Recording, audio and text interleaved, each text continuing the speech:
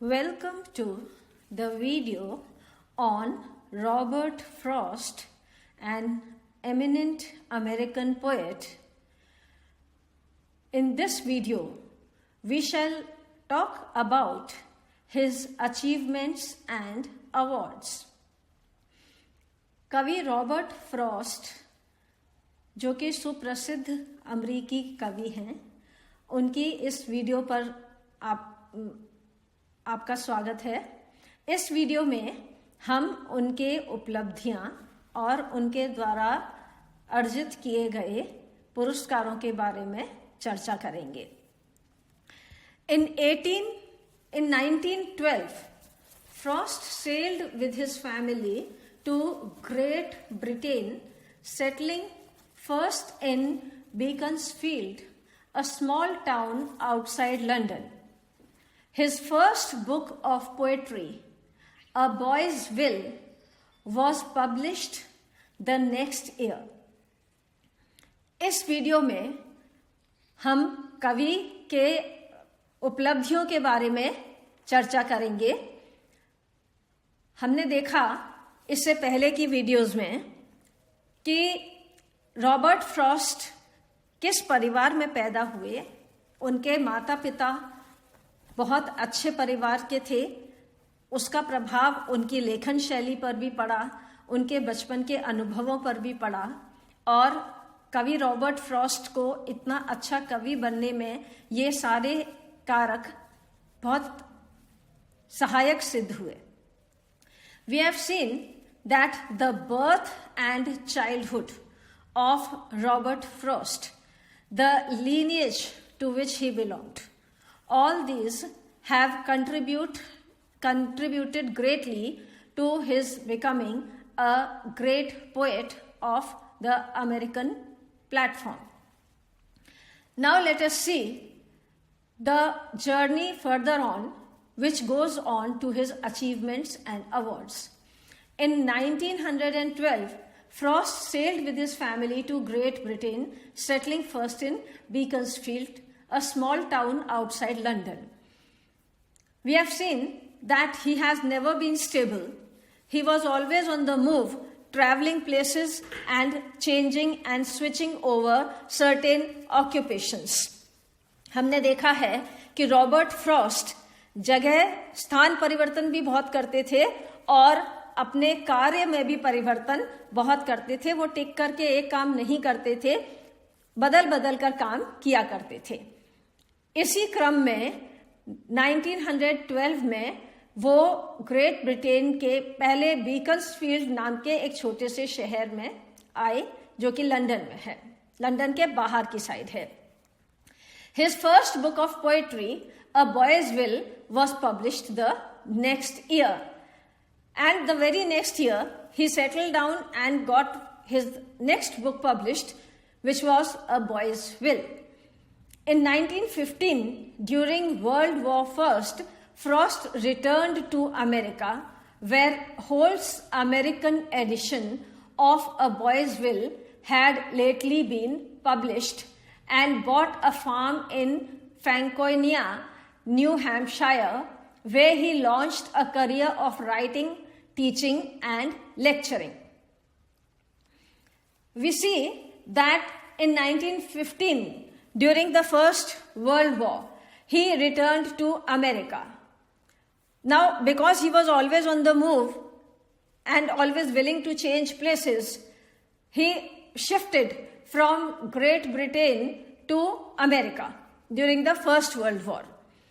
हमने देखा कि जब प्रथम विश्व युद्ध शुरू हुआ था तो रॉबर्ट फ्रॉस्ट अपने परिवार के साथ अमेरिका की तरफ शिफ्ट हो गए थे, where Hall's American edition of A Boy's Will had lately been published, and his book A Boy's Will, creation A Boy's Will had been published. यहाँ पर देखा कि अ बॉयज विल नाम की उनकी कृति, उनका लेखन प्रकाशित हो गया था। यहाँ पर उन्होंने एक फार्म खरीदा फ्रैंकोनिया, न्यू हैम्पशायर में। He launched a career in writing, teaching and lecturing. और यहां पर उन्होंने इस फार्म पर एक नया करियर लॉन्च किया, एक नए सिरे से अपना व्यवसाय शुरू किया। यह व्यवसाय था राइटिंग, टीचिंग एंड लेक्चरिंग का। पूरी तरह से पढ़ने पढ़ाने का इन्होंने सिस्टम क्रिएट किया, जिसमें बच्चों को राइटिंग, रीडिंग, टीचिंग, लेक्चरिंग इस तरह की विधाओं से अवगत कराया जाता था। Frost taught English at Amherst College in Massachusetts, notably inspiring his students to account for the innumerable sounds and pitches of spoken English language in their writing. Now here we find that Robert Frost has developed into a prominent literary figure temperamentally as well as in his doership. His line of action too has gone into the field of literature, and he is not only doing his own creations, he is involving other students in the same field. यहाँ पर हम देखते हैं कि उन्होंने Amherst college में, Massachusetts में अपने स्टूडेंट्स को प्रेरित करना शुरू कर दिया। और स्टूडेंट्स को जब प्रेरित किया तो उनका जो मेन फील्ड ऑफ क्रिएटिविटी था या फील्ड ऑफ एक्शन था, वो था sounds and pitches of spoken English language in their writing. When the students wrote, what was the sound and pitch of those innumerable words that they were using, what sounds were being created, what was the pitch of those sounds, and how they affected their writing. यहाँ Robert Frost ने अपने students को इस विधा से अवगत कराया कि वो जिन शब्दों का प्रयोग करते हैं उन शब्दों के ध्वनियां होती हैं, स्वर होते हैं, उन स्वरों में उतार चढ़ाव होता है और उन सब का अर्थ होता है, उन सब का संबंध होता है राइटिंग से और उस राइटिंग की इफेक्टिविटी से। तो ये सारी बातें वो अपने स्टूडेंट्स को यहाँ पर सिखाने लगे। He called his colloquial approach to language the sound of sense. और उन्होंने अपनी जो अप्रोच थी, अपना जो सिखाने की शैली थी, उसका नाम रखा द साउंड ऑफ सेंस। तो हमारी जो साउंड को लेकर के जो हमारे सेंसेस की कनेक्टिविटी है, उसको उन्होंने यहाँ पर हाईलाइट किया। Frost won a series of prizes, और इसी क्रम में उन्हें कई इनाम भी मिले। And this is here that the award winning phase of Frost's life began. He won many prizes, especially the Pulitzer prizes, which are very much prominently mentioned when we talk about Robert Frost. जब भी हम Robert Frost की चर्चा करते हैं तो उनके द्वारा अर्जित किए गए प्यूलिट्जर प्राइजेस की चर्चा विशेष रूप से होती है। Robert Frost has to his credit the following prizes for his literary creation. जो प्यूलिट्जर प्राइजेस की सीरीज है वो इस तरह से है। In 1924 for New Hampshire a poem with notes and grace notes. पहला इनाम उन्हें 1924 में मिला, जिसमें a poem with notes and grace notes था। And next was 1931 for collected poems. Second Pulitzer उनको मिला 1931 में, जो कि कलेक्टेड पोएम्स के लिए था। इन 1937 for a further range. The next award was one by him in 1937 for a further range. तीसरा पुलित्जर अवार्ड उन्हें 1937 में मिला अ फर्दर रेंज के लिए। इन 1943 for a witness tree, and the fourth one he one in 1943 for a witness tree. चौथा Pulitzer award उनको 1943 में a witness tree के लिए मिला। In 1960, Frost was awarded a United States Congressional Gold Medal in recognition of his poetry, which has enriched the culture of the United States and philosophy of the world, which was finally bestowed by President Kennedy in March 1962. 1960 में Frost को United states congressional gold medal मिला।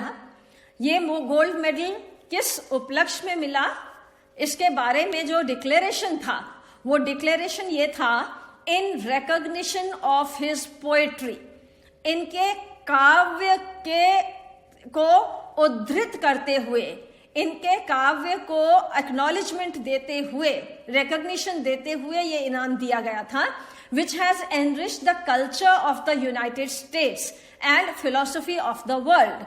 इस इनाम के का कारण था कि यूनाइटेड स्टेट्स के कल्चर को बहुत संबल मिला था इनकी पोएट्री से, और वर्ल्ड की फिलॉसफी को, पूरे विश्व के दर्शन को बहुत सपोर्ट मिला था रॉबर्ट फ्रॉस्ट की पोएम से, which was finally bestowed by President Kennedy in March 1962। और ये अवार्ड जो कि 1960 में इनको डिक्लेयर कर दिया गया था, फाइनली 1962 में प्रेसिडेंट जॉन एफ कैनेडी ने इनको व्यक्तिशः दिया था। In 1962 he was awarded the Edward McDowell Medal for outstanding contribution to the arts by the McDowell Colony। After this, in 1962, he was awarded the Edward McDowell Medal. Another medal, which was very prestigious, was awarded to him for his outstanding contribution to the arts. Now, his contribution to the world of literature, arts, philosophy, social support was highly acknowledged by literary persons and the rest of the society।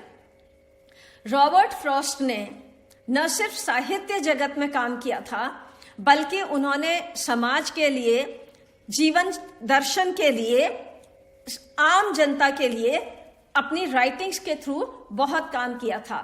इसलिए 1962 में Edward McDowell medal उन्हें इसी उपलक्ष्य में दिया गया था। Let us see the glossary of important words and phrases। Now let us see the important words and phrases which will help us understand the awards and achievements of the writer। यहाँ कुछ शब्द और वाक्यांश देखते हैं जिनसे हमें Robert Frost की उपलब्धियां और उनके द्वारा लिए गए इनामों के बारे में समझने में आसानी होगी। Sailed, used about a boat or ship and the people on it to travel on water in a ship or boat of any type। नाव या जहाज और उसकी सवारियों का नदी या समुद्र में, जल में यात्रा करना। To travel in and control of a boat with sails, especially as a sport। पाल वाली नाव में यात्रा करना विशेषतः एक खेल के रूप में। नाव या जहाज और उसकी सवारियों का नदी या समुद्र में, जल में यात्रा करना। Launch, to send a ship into water और a spacecraft into the sky. Launch का अर्थ है नए जहाज को पानी में उतारना या अंतरिक्ष यान को अंतरिक्ष में भेजना। टू स्टार्ट समथिंग न्यू और to show something for the first time. कोई नया काम शुरू करना या किसी वस्तु को पहली बार प्रदर्शित करना। Inspire, to make somebody want to do और क्रिएट समथिंग। कुछ करने या रचने की इच्छा उत्पन्न करना, प्रेरित करना। To make somebody feel, think और डू समथिंग। किसी को कुछ अनुभव कराना या सोचने के लिए प्रेरित करना। अनुप्राणित कर देना, जगाना। मन के अंदर से एक सृजन की इच्छा को जागृत कर देना। Pulitzer prize. The Pulitzer prize is an award for achievements in newspaper, magazine and online journalism literature and musical composition within the United States. The Pulitzer Prize was established over 100 years ago to honor exceptional achievements in journalism. Since its inception, the award has grown to include 21 different categories ranging from literature to musical composition. The prize is named for Joseph Pulitzer, a newspaper journalist with a fascinating life. Pulitzer पुरस्कार United states of America में दिया जाने वाला एक पुरस्कार है जो समाचार पत्र, पत्रिका तथा ऑनलाइन पत्रकारिता, साहित्य रचना व संगीत रचनाओं के लिए दिया जाता है। इसकी स्थापना लगभग 100 वर्ष पूर्व पत्रकारिता के क्षेत्र में अद्वितीय योगदान के लिए की गई थी। अपने उद्गम से अब तक यह खूब विकसित हो चुका है और वर्तमान में इसका विस्तार 21 श्रेणियों तक हो चुका है, जिसमें साहित्य और संगीत सम्मिलित हैं। इसका नाम एक बहुत ही रोचक पत्रकार जोसेफ पुलित्ज़र के नाम पर रखा गया है।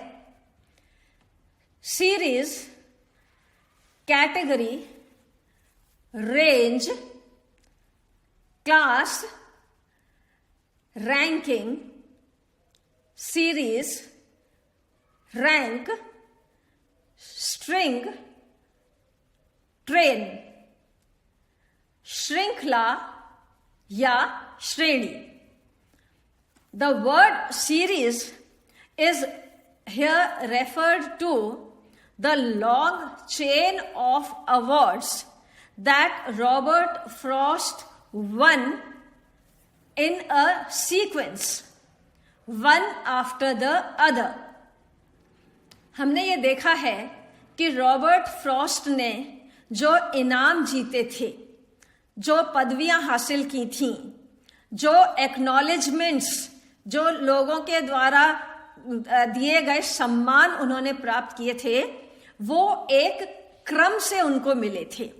और वो क्या था? वन आफ्टर द अदर, उनको एक के बाद एक मिला। एक पुलित्ज़र अवार्ड मिला, फिर कुछ अंतराल पर दूसरा मिला, उसके कुछ अंतराल पर तीसरा मिला, और उसके कुछ अंतराल के बाद चौथा मिला। तो इस तरह से हम देखते हैं कि उन्हें एक सीरीज में, एक चेन के रूप में अवार्ड्स मिले थे। उसके बाद उन्हें मेडल भी मिला और आगे भी कई सम्मान मिले थे। तो इस तरह से ये जो सीरीज बनी, श्रृंखला बनी अवार्ड्स की, यह श्रृंखला हमें बताती है कि रॉबर्ट फ्रॉस्ट के अंदर कंसिस्टेंसी थी, उनके अंदर एक तरह का सृजन को लेकर के निरंतरता का पुट था, और उस निरंतरता के पुट में ही वन आफ्टर द अदर, एक के बाद एक, उन्हें अवार्ड्स, मेडल्स, एक्नॉलेजमेंट्स मिलते चले गए। Awarded to give something to somebody as a prize, payment, etcetera. Awarded का मतलब है पुरस्कार देना या धन राशि देना किसी भी व्यक्ति को उसकी किसी उपलब्धि के लिए सम्मान स्वरूप या एक टोकन के फॉर्म में जब कुछ दिया जाता है तो वो अवार्ड कहलाता है, वो पुरस्कार कहलाता है। और ये प्रतीक, या तो ये प्रतीक चिन्ह के रूप में दिया जाता है या धन राशि के रूप में दिया जाता है। इस तरह के अवार्ड्स रॉबर्ट फ्रॉस्ट को एक सीरीज में मिले थे। Recognition, The fact that you can identify somebody or something that you see. किसी को पहचानने की क्रिया. The act of accepting that something exists is true or is official. किसी का सत्य या आधिकारिक होने के रूप में मान्यता देने की क्रिया. रिकॉग्निशन, किसी चीज को मान्यता देना, किसी चीज को ये स्वीकार कर लेना कि इस चीज का अस्तित्व है और इस अनुपात में है, या किसी को पहचान लेना, ये होता है रिकॉग्निशन. तो यहां पर हम देखते हैं कि रॉबर्ट फ्रॉस्ट को जो रिकॉग्निशन मिला, जो समाज के द्वारा या लिटरेरी जगत के द्वारा सम्मान मिला, रिकॉग्निशन मिला, वो बहुत इंपॉर्टेंट था. दुनिया ने माना, लिटरेरी दुनिया ने माना, विश्व ने माना कि ये great American poet Robert Frost, वास्तव में इनकी कृतियों में, इनके सृजन में बहुत दम है, और ये न सिर्फ अपने राष्ट्र को बल्कि पूरे विश्व को सम्मान देते हैं और खुद इसके बदले में सम्मान पाने की योग्यता रखते हैं.